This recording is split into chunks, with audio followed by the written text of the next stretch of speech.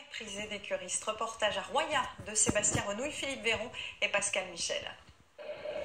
C'est tout un univers. Les mouvements s'épanouissent comme dans un film au ralenti. À Roya, en hiver, la chaleur des piscines offre au corps un bain en plein air, juste pour le plaisir. À Roya, en hiver, la brume dévoile une petite ville à 3 km de Clermont-Ferrand. En cette saison, les thermes attendent le printemps et ses arrivées de curistes. Et pour trouver la source, seul dans l'édifice, il faut suivre le directeur. Par contre, c'est très loin. Pour notre équipe pourtant aguerrie aux situations extrêmes, la progression n'est pas si simple. Faites très attention à vous. Faites attention à votre tête. Humide là, hein. Faites attention à vous. Alors là, attention à votre tête, hein. Attention à votre tête. Encore un peu de patience. Est-ce que ça vous pique un tout petit peu le nez? C'est le gaz thermal. Plus que quelques mètres et la voici. Elle bouillonne et rêve de jaillir. Cette eau, c'est aussi une manière généreuse que la nature nous donne, et une eau qui va permettre effectivement de soigner efficacement nos curistes, tout simplement. Un méandre de canalisation guide l'eau de source vers la surface. Les techniciens contrôlent la pression, désinfectent l'installation. L'eau doit être extrêmement pure. Nous, on fait une désinfection avec de l'eau chlorée. Donc, après la désinfection, on pousse avec le thermal. Il faut absolument qu'il n'y ait plus de ce chlore de traitement qui reste quand on envoie le thermal. Car cette eau est précieuse, elle vient des profondeurs. À 2 km sous terre, sa température monte à près de 170 degrés. En cheminant vers l'air libre, elle traverse la matière. Du chlore, du sodium, du calcium naturel lui donne toutes ses propriétés.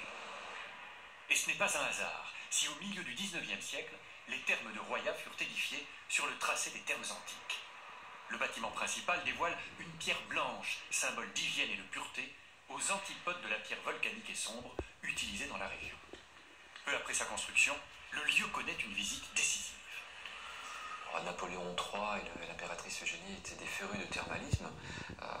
Ils ont visité beaucoup de stations thermales et Roya n'a pas échappé à l'une de leurs visites pour notre plus grand bonheur aujourd'hui. Car à partir de cet instant, les thermes de Roya deviennent mondains et à la mode. L'on y soigne les rhumatismes et l'on y boit le thé comme dans les salons parisiens. Georges Sand, Émile Zola ou le roi des Belges s'y rendent. En 1900, la petite station comporte même 3 casinos et près de 50 hôtels. Le plus ancien d'entre eux appartient à la même famille depuis 5 générations. Béatrice, la propriétaire, en est encore émue. En 1850, l'aviation n'existait pas, les bains de mer non plus, ça ne se faisait pas. Donc, que faisaient les gens qui avaient de l'argent? Ils venaient dans nos stations thermales. Donc, nous étions les Cannes ou les Deauville de l'époque. Depuis 150 ans, les touches du même piano délient les articulations fragiles des pensionnaires.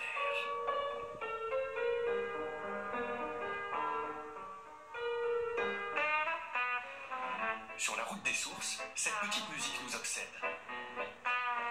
Au sud-ouest de Roya, il est un bâtiment et presque un monument. Les thermes du Mont d'Or sont restés identiques depuis 2 siècles. Y déambuler revient à parcourir la nef d'une cathédrale, et Christelle, la directrice, se souvient encore de sa première fois. La taille de cet établissement est gigantesque, du coup je me suis perdue. Se perdre et cheminer sous les voûtes néo-byzantines, s'approcher du sanctuaire, puis écouter la source. Et arrêtons-nous maintenant dans un petit village de 1500